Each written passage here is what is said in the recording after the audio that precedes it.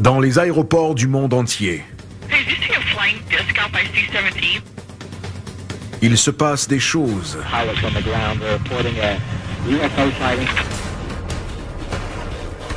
Ignorées par les compagnies aériennes et les gouvernements. Ils veulent camoufler. Mais des enregistrements dévoilent la vérité. Pourquoi les ovnis pénètrent-ils dans nos espaces aériens les plus vulnérables? La situation à l'aéroport O'Hare est très sérieuse. Qu'est-ce qui fait un trou de 2,5 km dans les nuages, Un objet qui dégage de la chaleur. échappe au radar La FAA préfère croire que ça n'existe pas. et même à l'œil humain? Parfois, nous ne voyons pas ce qui se trouve juste devant nous. Voici l'enquête numéro 47206. Extraterrestre à l'aéroport.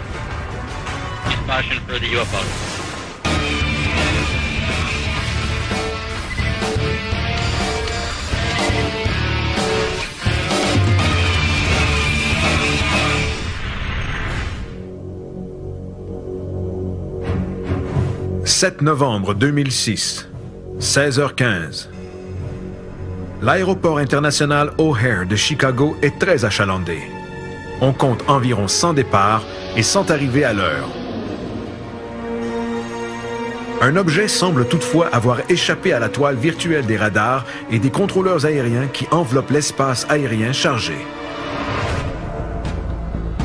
Selon les témoins oculaires, un objet gris foncé en forme de disque, mesurant entre 2 et 9 mètres de diamètre, a flotté à une altitude de 300 à 580 mètres au-dessus de la porte C-17 du terminal de United Airlines. Le présumé OVNI a été vu par une douzaine d'employés de United Airlines et de l'aéroport, incluant des agents de piste, des mécaniciens, des directeurs et des pilotes. Les contrôleurs aériens sont avisés de la présence de l'OVNI, mais ils affirment ne pas avoir l'objet sur les radars de la tour de contrôle. Peu après, vers 16h34, l'objet s'élance dans le ciel à une vitesse vertigineuse, créant un trou dans la couverture nuageuse très dense.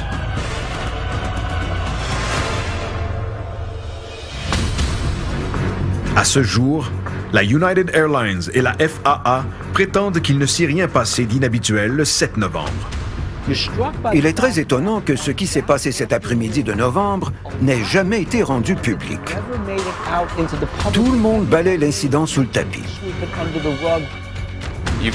Tout le personnel de la tour de contrôle de Chicago était au courant de ce qu'ils appellent eux-mêmes la visite d'un ovni. Les mécaniciens de United ont été clairs et définitifs, c'était un objet solide.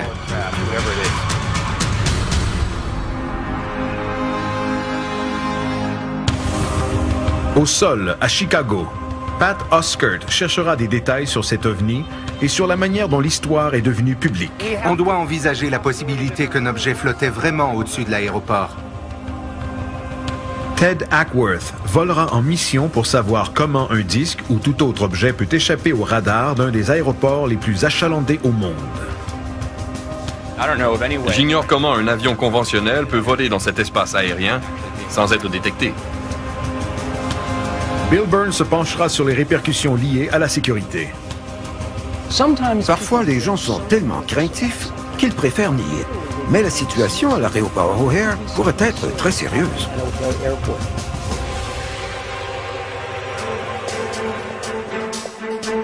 « 1er janvier 2007. Après 2 mois de recherche, le journaliste John Hilkevich du Chicago Tribune publie un article sur le passage d'un ovni à l'aéroport O'Hare. Vous avez gagné un Pulitzer en journalisme.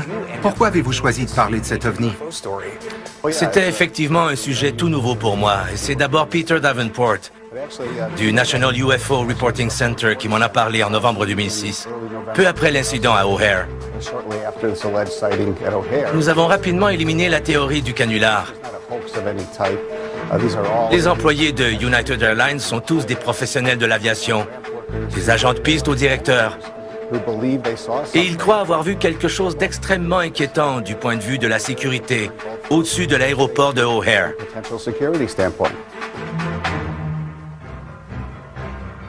Les recherches de John révèlent que peu après 16 heures, un agent de piste à la porte C-17 a regardé au ciel et a vu un disque gris foncé qui mesurait environ 7 mètres de diamètre flotter à une altitude entre 300 et 580 mètres. Il le dit aux 2 mécaniciens qui sont à l'intérieur de l'avion. Un directeur de United Airlines entend la conversation sur sa radio, sort de son bureau et voit le disque à son tour. De plus, 2 pilotes en attente de décoller ont également rapporté avoir vu l'OVNI. Au bout d'une quinzaine de minutes, le disque accélère et disparaît à la verticale, laissant derrière son passage un énorme trou dans lequel les gens peuvent voir le ciel bleu. Parce que l'objet n'a pas été capté par les radars ni aperçu par les contrôleurs aériens, la FAA a toujours refusé d'enquêter sur cet événement. Ils ont d'abord tenté de ridiculiser l'affaire en disant que leur théorie était définitive. C'était un phénomène météorologique. Ils n'avaient pas l'intention d'enquêter davantage. Malgré les années d'expérience des témoins, la FAA prétend que l'OVNI n'est rien de plus qu'un reflet de lumière sur la basse couverture nuageuse.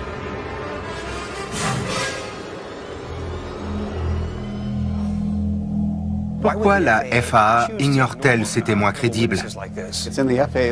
Les procédures de la FAA stipulent clairement que les rapports d'OVNI, d'objets non identifiés ou tout autre phénomène aérien inhabituel doivent être communiqués au National UFO Reporting Center ou aux autorités locales. United Airlines n'est pas une entité gouvernementale, mais une compagnie privée. Quelle est leur réaction? Au début, ils m'ont dit qu'ils ne savaient rien sur cet OVNI et qu'ils n'avaient aucune documentation là-dessus. Peu après, des preuves font surface. Suite à de nombreuses demandes basées sur la loi de l'accès à l'information, les communications de la tour de contrôle sont enfin dévoilées et des employés voient clairement quelque chose. Voici les enregistrements entre les employés de United Airlines et les contrôleurs aériens entendus pour la première fois à la télévision. Do you see anything above United Concourse? They actually, believe it or not, they called us and said somebody observed a flying disc about 1,000 feet above the 8 Charlie 17. You see anything over there? We saw it a half hour ago. Who saw it? A whole bunch of us over at the Charlie Concourse. Really? You guys did? Who's this? It was United Taxi Mechanics.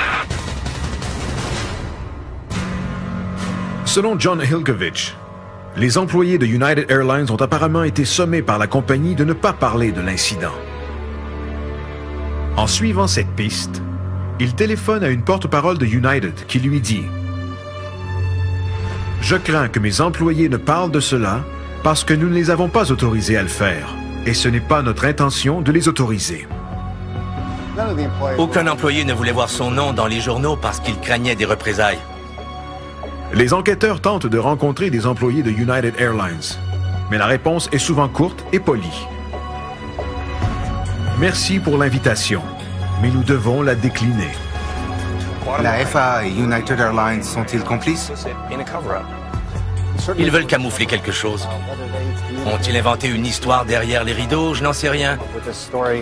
Mais les deux s'entendent pour dire que rien ne s'est passé, alors que les communications radio du 7 novembre prouvent exactement le contraire.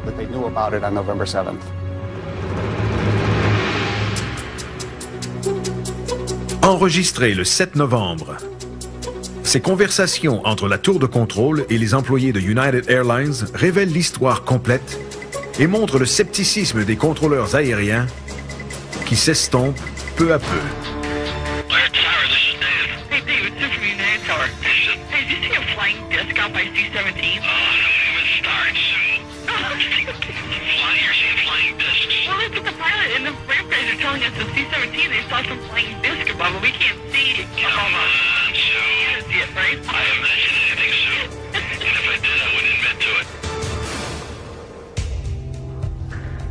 En écoutant ces enregistrements, j'imagine que c'était probablement très étrange pour eux de penser qu'un ovni puisse voler librement au-dessus de leur aéroport. Les rapports venant des gens au sol augmentent et le ton des contrôleurs aériens passe de sceptique à inquiet.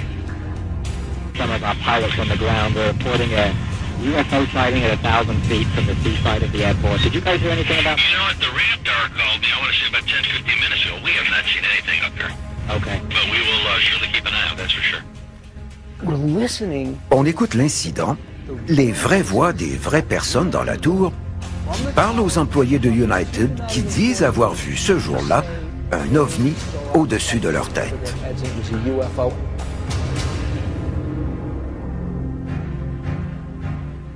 Les contrôleurs aériens jonglent avec des rapports non confirmés lorsque d'autres témoins s'expriment.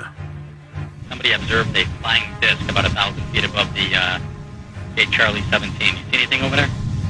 We saw it a half hour ago. Who saw it? A whole bunch of us over at the Charlie Concourse. Really? You guys did? Who's this? The United Taxi Mechanics. Les pilotes sont finalement avisés. Somebody reported a UFO or a flying disc above Charlie Concourse. Nobody can see it, but use caution. 668, you can use Alpha and Northport and use caution for the UFO.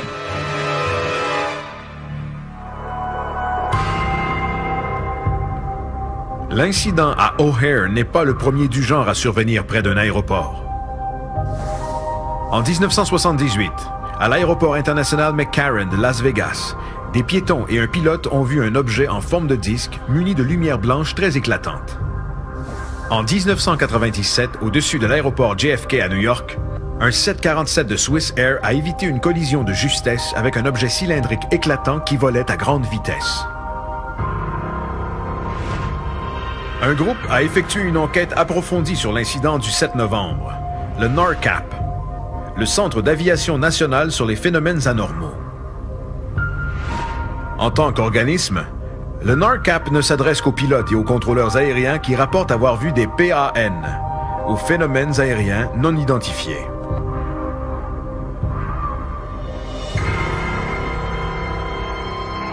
Bill rencontre le directeur de NORCAP, Ted Rowe. Pourquoi vous êtes-vous intéressé au cas O'Hare? Le cas O'Hare à Chicago implique un phénomène aérien non identifié, un intrus qui aurait pénétré en zone aérienne réglementée de classe B au-dessus du terminal C. Par conséquent, il représentait un danger. La zone aérienne de classe B s'étend jusqu'à 3050 mètres d'altitude au-dessus des aéroports les plus achalandés des États-Unis. Ces espaces aériens sont hautement surveillés par les contrôleurs aériens et tous les avions doivent obtenir une autorisation avant d'y pénétrer. Un appareil non identifié représente donc un problème significatif. Il n'y a pas de contingence pour les pilotes, les contrôleurs aériens ou les opérateurs de radar en matière d'objets non identifiés. Les objets non identifiés sont donc des menaces pour la sécurité aérienne, surtout dans le cas de O'Hare. Les enquêteurs de NORCAP ont écrit un rapport exhaustif de 155 pages sur l'incident, dans lequel ils concluent « Le gouvernement devrait mener une enquête ». Si cet objet s'était déplacé en zone de trafic aérien, le résultat aurait été catastrophique. Comment un objet peut-il aboutir dans une des zones aériennes les plus surveillées au monde sans être détecté par les radars? Ted volera au-dessus de l'aéroport O'Hare pour vérifier la sécurité de cet espace aérien. On verra si on peut passer inaperçu dans cet espace aérien. Plus tard, une vidéo montrera à quel point ces rencontres pourraient s'avérer fatales.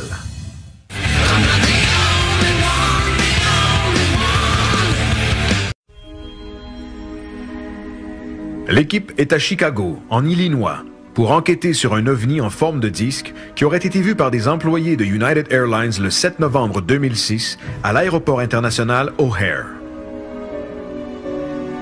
Depuis quelques années, l'État de l'Illinois est un point chaud en matière de manifestations d'ovnis. Des enquêtes précédentes ont porté sur plusieurs témoignages sur la présence d'un objet triangulaire énorme près de Tinley Park en 2004. Puis, il y a eu cette poursuite aérienne d'un autre objet triangulaire par 5 différents services de police dans le sud de l'Illinois en 2000. Un ovni aurait maintenant été vu dans la plus grande ville de l'État et l'un des aéroports les plus achalandés au monde. L'objet étrange aperçu à O'Hare aurait flotté au-dessus de la porte C-17 de la compagnie United Airlines pendant une quinzaine de minutes avant de disparaître à grande vitesse, à la verticale, laissant un trou rond dans l'épaisse couche nuageuse. Comment cet objet a-t-il pu pénétrer dans l'espace aérien réglementé? Le ciel au-dessus de l'aéroport O'Hare de Chicago est l'un des plus surveillés au monde. Ted s'apprête à vérifier si un petit avion peut déjouer la sécurité de l'aéroport. L'objectif de ce vol est de tester si, oui ou non, un appareil peut entrer dans l'espace aérien de l'aéroport O'Hare sans en aviser les différents paliers d'autorité et sans être capté par les radars. Autour du monde, les espaces aériens réglementés sont organisés en cylindres imaginaires qui enveloppent les aéroports. Les cylindres deviennent plus étroits à mesure que les avions descendent. Du sol, ils ressemblent à un gâteau de mariage inversé. À chaque étage du gâteau, le niveau de communication augmente entre la tour de contrôle et le pilote. Scott Schweider, un instructeur de pilotage local, aidera Ted à voler en direction de l'aéroport O'Hare. Ce sera dur, parce qu'ils devront dévier la circulation pour nous. Ils seront occupés.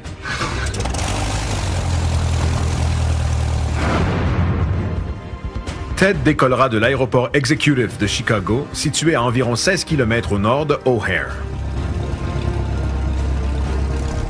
3-4, clear for takeoff. Here we go. All right, ready to go.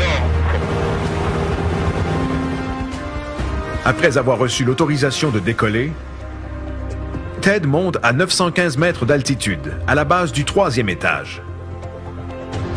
En s'approchant de O'Hare, il est contacté par la tour d'approche de Chicago, juste avant d'atteindre 610 mètres, c'est-à-dire le 2e étage. À ce niveau, il est sous surveillance constante par le personnel de la tour et les radars. Il est contacté 2 fois de plus avant de pénétrer dans le 1er étage, celui qui précède l'atterrissage. Finalement, la tour de contrôle de l'aéroport O'Hare le prend en charge. Entre 5 et 10 000 nautiques. Nous étions sur la fréquence de la tour de contrôle. Change to 126.9 now. Monitor that frequency. La transition de fréquence a été faite par les contrôleurs. Sur le radar, ils voyaient notre altitude et notre identité. Après avoir franchi les 3 étages contrôlés, Ted reçoit l'autorisation d'atterrir. Après l'atterrissage, nous avons tourné à gauche et à droite pour aller sur notre bretelle. Ted reçoit ensuite des directives d'un autre contrôleur aérien. 414, turn right heading 070. Le contrôle au sol vient de la tour. Ces gens ont une vue d'ensemble de l'aéroport et gèrent également la circulation au sol. Ce système complexe comprend de nombreux contrôleurs aériens, des zones réglementées et un contrôle absolu au sol. Comment un objet pourrait-il voler au-dessus de cet aéroport sans être aperçu par plusieurs responsables? À mon avis, il est totalement impossible pour un appareil conventionnel d'entrer dans cet espace aérien ou celui de tout autre aéroport sans être détecté. Les travailleurs au sol et les pilotes refusant de parler de l'incident, d'autres témoins oculaires sont cruciaux afin de confirmer l'incident à O'Hare. Sam Maranto, du Mutual UFO Network de Chicago, en connaît un. On a besoin d'un témoin oculaire qui n'a aucun lien avec la FAA et United Airlines. J'ai la personne qu'il te faut. Le témoin de Sam était dans sa voiture, en direction de l'aéroport, lorsqu'elle a remarqué quelque chose dans le ciel. Elle roulait sur la route Mannheim lorsqu'elle a aperçu un objet au-dessus de la porte C-17.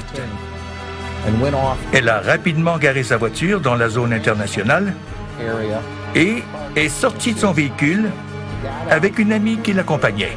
Elles ont regardé l'objet pendant un certain temps avec de nombreuses autres personnes qui s'étaient regroupées pour l'observer aussi.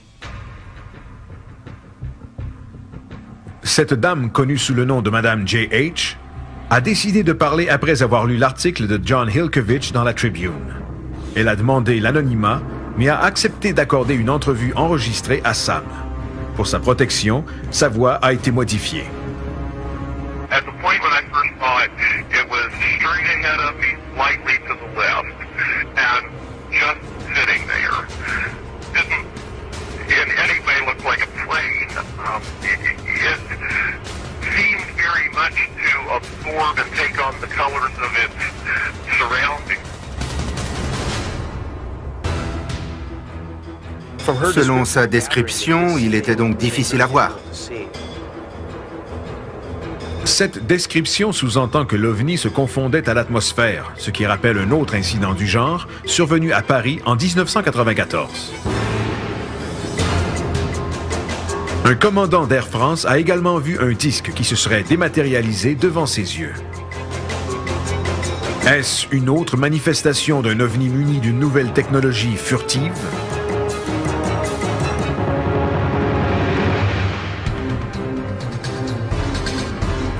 L'apparence de l'objet au-dessus de Chicago n'est pas sa seule caractéristique troublante.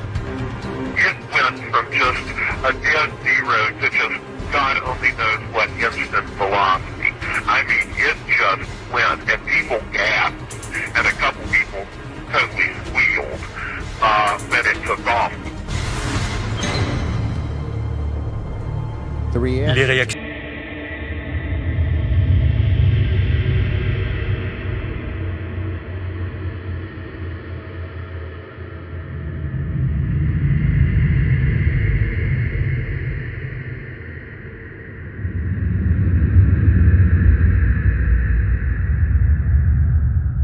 ont été fortes.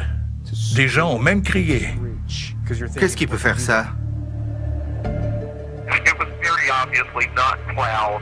It was very obviously a solid object. It didn't change shape in any way. It obviously wasn't a balloon that was subject to the wind. It didn't move with the wind. This wasn't some, case of lights that look a little unusual at night or anything like that. This was just a very blatant daytime sighting. L'explication officielle parle d'un phénomène météo. C'est ce qu'affirme la FAA. Pourtant, elle dit que ce n'était pas un nuage, pas un objet poussé par le vent, ni un ballon. Elle a vu une structure solide. Nul doute que cette dame a vu la même chose que les employés de United. Elle a décrit un disque étrange qui, en s'élevant à grande vitesse, a fait un trou dans les nuages. Pour moi, c'est le même objet. Puisque les témoins exigent l'anonymat, l'équipe se tourne vers un contrôleur aérien qui travaillait dans la tour de O'Hare ce jour-là.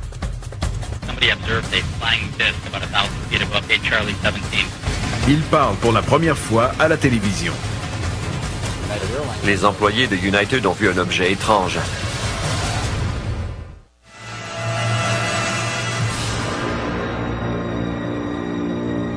L'équipe est à Chicago pour enquêter sur un OVNI qui aurait été vu par des employés de United Airlines le 7 novembre 2006. La FAA, citant un manque d'images radar ou de preuves visuelles, a refusé d'enquêter. United Airlines a mené une enquête interne et le journaliste John Hilkovich a découvert plus tard que la compagnie a interdit à ses employés de parler publiquement de l'incident.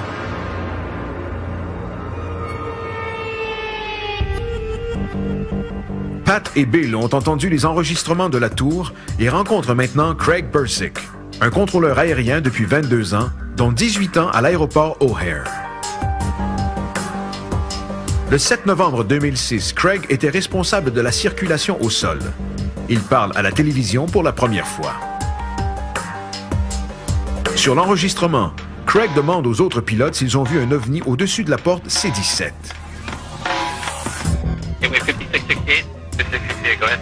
Yeah, look out your window. Do you see anything above United's concourse? They actually, believe it or not, they called us and said that somebody observed a flying disc.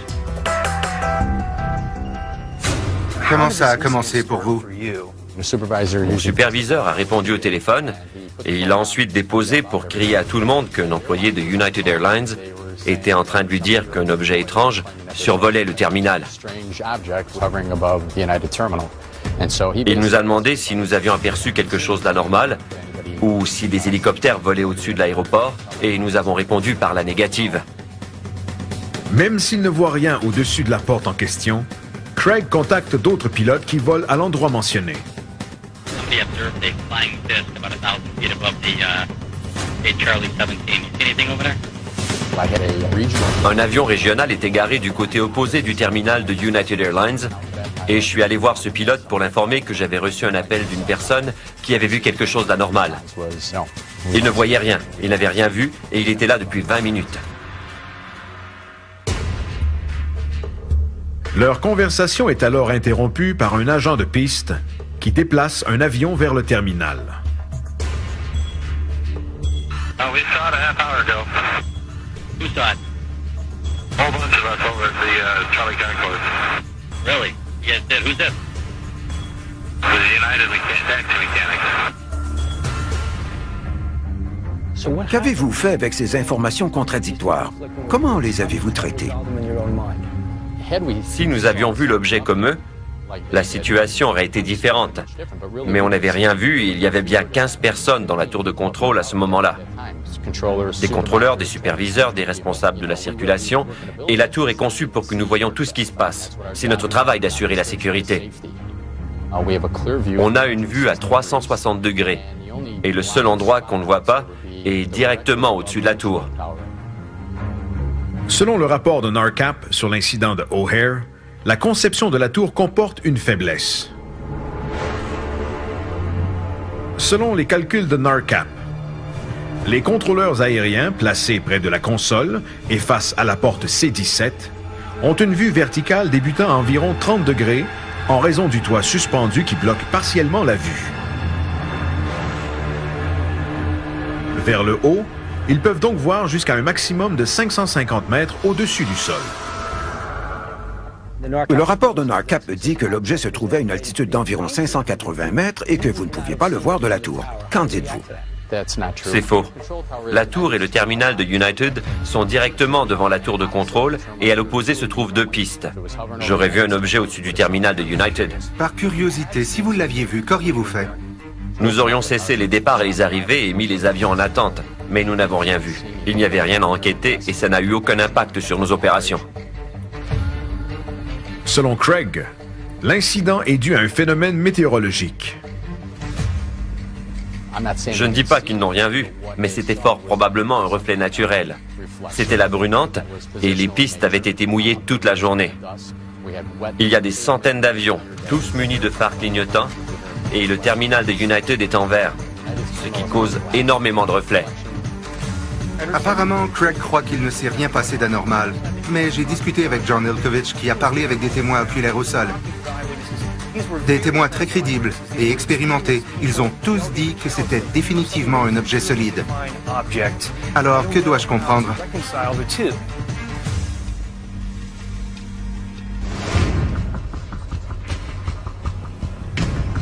Un dernier détail sur l'incident à O'Hare pourrait prouver sa véracité. Selon les témoins, l'OVNI s'est élevé dans le ciel à une vitesse incroyable. Et il a créé un trou dans l'épaisse couche nuageuse, laissant voir le ciel bleu. Ce n'est pas la première fois que des témoins mentionnent qu'un OVNI aurait percé un énorme trou dans les nuages. C'est arrivé à Terre-Neuve en 1947, à Warwickshire, Angleterre en 1977, et plus récemment à Ventura, en Californie en 2002. Ted rencontre William Puckett, météorologue et co-auteur du rapport NARCAP sur l'OVNI de Chicago. Les témoins qui ont vu ce trou dans les nuages, regardaient-ils le ciel directement au-dessus d'eux ou davantage à l'horizontale? Ils regardaient directement au-dessus de leur tête. Et immédiatement après que l'objet se soit élevé à grande vitesse, ils ont vu le trou dans les nuages et le ciel bleu. La couche nuageuse avait quelle épaisseur ce jour-là? Nous avons établi que le dessus de la couche nuageuse était à 3050 mètres d'altitude. Si l'OVNI est entré dans les nuages à 580 mètres et qu'il a percé un trou jusqu'au sommet des nuages, le trou mesurait environ 2430 mètres de haut. Il y avait donc un trou cylindrique de 2430 mètres de long.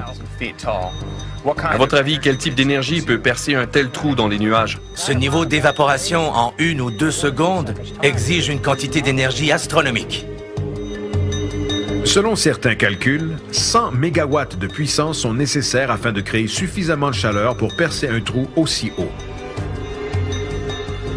En comparaison, les moteurs d'un avion 747 pesant près de 200 tonnes et suffisamment rapides pour briser le mur du son ne génèrent que 60 mégawatts, presque la moitié de la puissance requise pour percer le trou dans la couche nuageuse à Chicago le 7 novembre.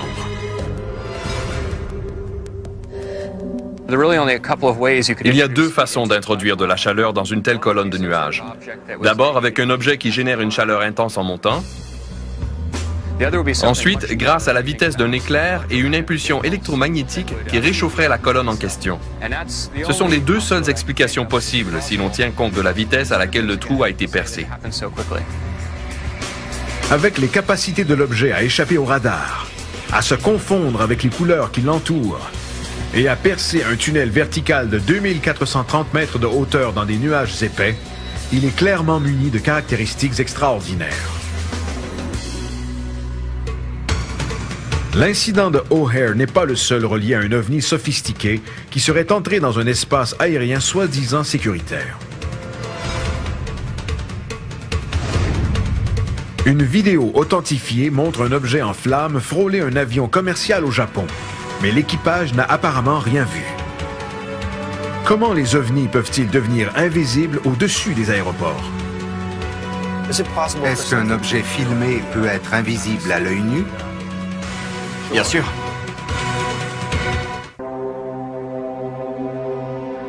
Un ovni qui aurait survolé l'aéroport de Chicago suscite de l'inquiétude sur la sécurité des aéroports, mais un autre cas est encore plus troublant. Un ovni qui aurait survolé l'aéroport de Chicago suscite de l'inquiétude sur la sécurité des aéroports, mais un autre cas est encore plus troublant. Le 23 octobre 2004, à une cinquantaine de kilomètres de l'aéroport international Itami à Osaka, au Japon, M. Kiyoshi Amamiya filme des avions lorsqu'il aperçoit quelque chose qu'il ne comprend pas.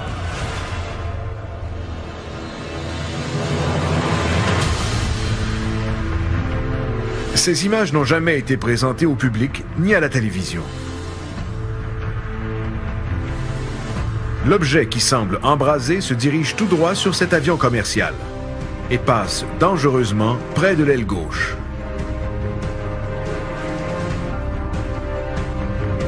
La caméra suit l'objet tandis que sa forme change. Au début, on dirait un objet solide entouré de feu. Puis, une deuxième source de chaleur se matérialise. Finalement, 3 minutes plus tard, l'objet disparaît graduellement jusqu'à ce qu'on ne le voit plus.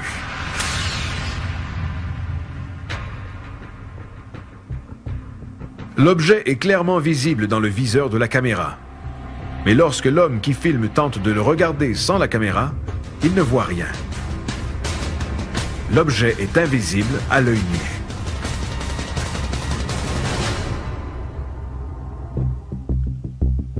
Le directeur de NARCAP, Ted Rowe, et l'enquêteur William Puckett ont présenté la vidéo à l'équipe dans le cadre de son enquête sur les ovnis dans les aéroports. C'est une vidéo passionnante, parce qu'on voit un objet dangereusement proche d'un avion dont le pilote n'aurait rien vu. Cette vidéo est importante car elle démontre une catégorie différente de phénomènes aériens non identifiés, c'est-à-dire invisibles à l'œil nu.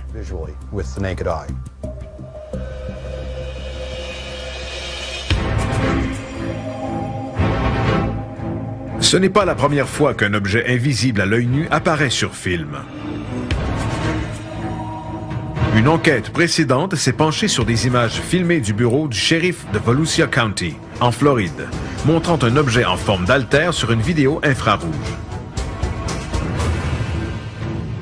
Cet objet, qui survolait également un aéroport, était aussi invisible à l'œil nu.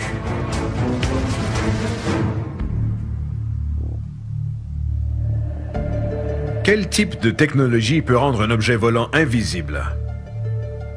Et pourquoi une caméra peut-elle filmer quelque chose que nous ne pouvons pas voir?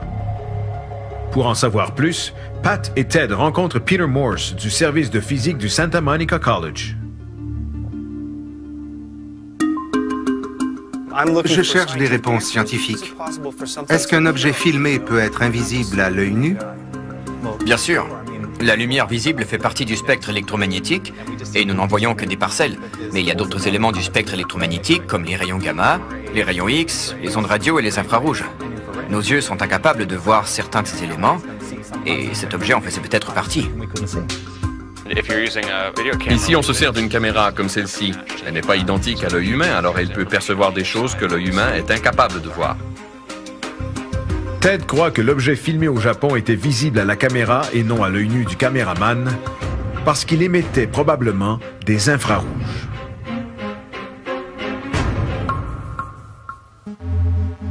L'œil humain peut seulement voir une partie du spectre électromagnétique. La lumière infrarouge va au-delà de la capacité de l'œil. Mais certaines caméras plus sensibles sont en mesure de voir des choses que l'œil ne perçoit pas, incluant la lumière infrarouge. Voici une lampe de poche à infrarouge. Elle n'émet que de la lumière infrarouge, alors nos yeux ne peuvent pas la voir. Si j'éclaire ce morceau de plastique... Elle l'éclaire en ce moment? Absolument. Je ne vois rien. Regarde à la caméra. Ouais, je la vois maintenant.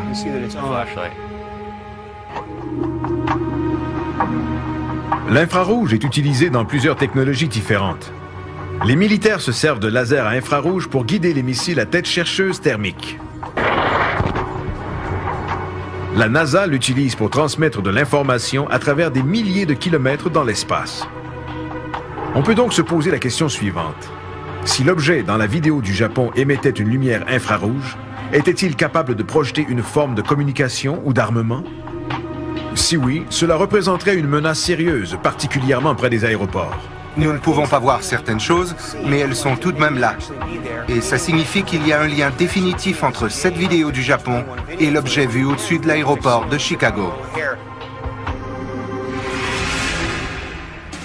Comment des objets peuvent-ils pénétrer dans des espaces aériens hautement surveillés sans être vus? Une analyse numérique des images d'Osaka pourrait enfin éclaircir le mystère entourant ces objets vus dans les aéroports. La vitesse est supérieure à tout ce que nous connaissons.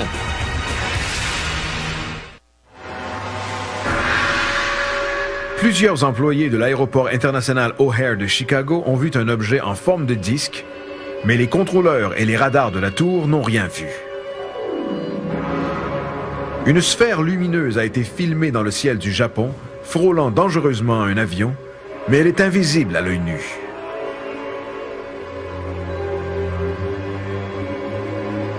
Ces présumés ovnis sont-ils munis d'une technologie avancée qui fait en sorte que nous ne puissions pas les voir ni les détecter? Ted fait appel à l'analyste d'images Terrence Mason pour tenter d'identifier l'objet inconnu. Il passe très près de l'aile. Il n'y a pas plus de 300 mètres qui les séparent. Non. Il est très près. Si on peut déterminer que l'objet est de ce côté de l'avion, ça prouvera qu'il est à moins de 300 mètres.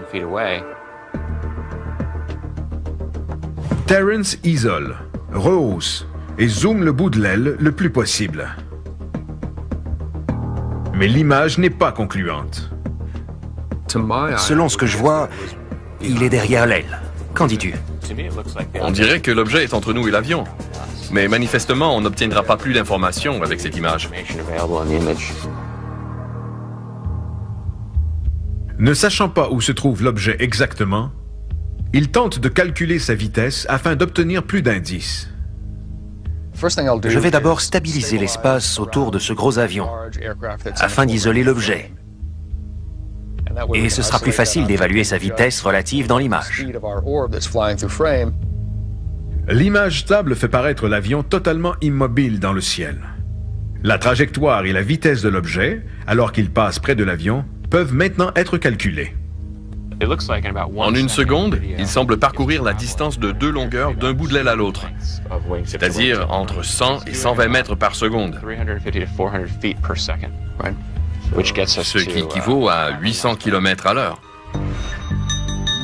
Selon Ted, si l'objet vole à la même hauteur que l'avion, il se déplace à plus ou moins 800 km à l'heure. S'il est plus près de la caméra, il parcourt une distance plus courte. Il se déplace donc plus lentement. S'il est plus loin, il voyage plus vite que tout appareil construit par l'homme. L'information est conflictuelle. Si l'objet était plus près de nous et que sa vitesse était raisonnable, nous devrions voir sa structure. S'il était très loin, nous ne la verrions pas, ce qui est le cas, mais les mathématiques nous disent que sa vitesse serait alors supérieure à tout ce que nous connaissons.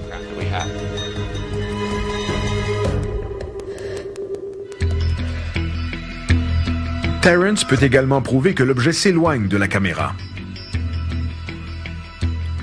On sait qu'il s'éloigne parce qu'il est affecté par la distorsion atmosphérique et la brume. De plus, on voit la saturation des couleurs, tandis qu'il disparaît graduellement. Ces détails indiquent qu'il s'éloigne. Ces données éliminent la possibilité d'appareils militaires, parce qu'ils auraient pu être identifiés au début de la vidéo. Une autre caractéristique prouve qu'il ne s'agit pas d'un appareil conventionnel. Au moment où l'objet est le plus près de nous, on distingue une seule sphère. Et à mi-chemin de la vidéo, on distingue deux points lumineux très près l'un de l'autre. Lorsque l'objet s'éloigne, il fusionne à nouveau en un seul point. Pourquoi est-ce une seule sphère quand il est près de nous, deux sphères et ensuite une seule encore, une fois en s'éloignant? Ce n'est pas cohérent. On ignore encore ce que c'est et je doute qu'on puisse l'identifier avec certitude.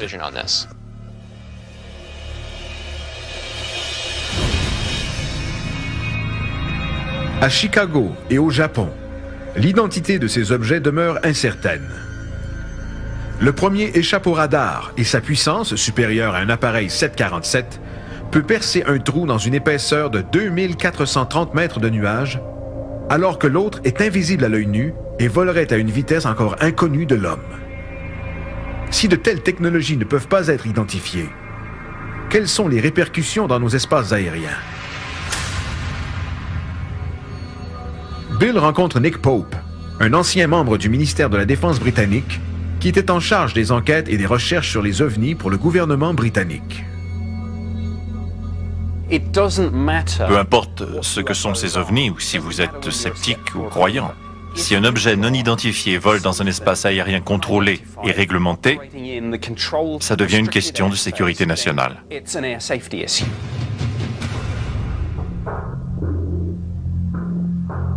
Inquiet par le refus de la FAA d'enquêter sur l'incident à O'Hare, Nick Pope publie un éditorial dans le New York Times en juillet 2008 qu'il intitule « Menaces volantes non identifiées ». Un scepticisme sain par rapport aux extraterrestres mène les gens à ignorer les ovnis sans même réfléchir une minute. Toutefois, aux États-Unis, cela se traduit en une dépendance malsaine sur les radars et à une indifférence à toutes sortes d'objets volants non identifiés. Même sans pouvoir les identifier avec précision, parce qu'ils survolent les aéroports, nous devons les prendre au sérieux. Si on ne s'intéresse pas aux objets qui ne ressemblent pas à nos appareils conventionnels, on ouvre la porte au terrorisme et à l'espionnage.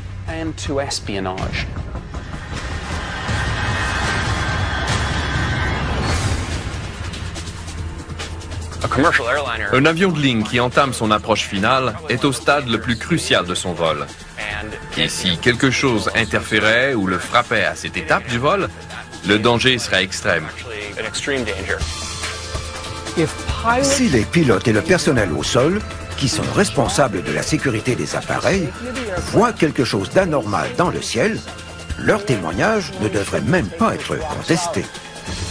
Ce réflexe de garder l'information secrète en regard aux ovnis travaille contre nous, c'est certain. Mais les pilotes sont en danger s'ils ne savent pas comment réagir devant un ovni. Un protocole doit absolument être mis en place par la FAA, le gouvernement ou un autre organisme.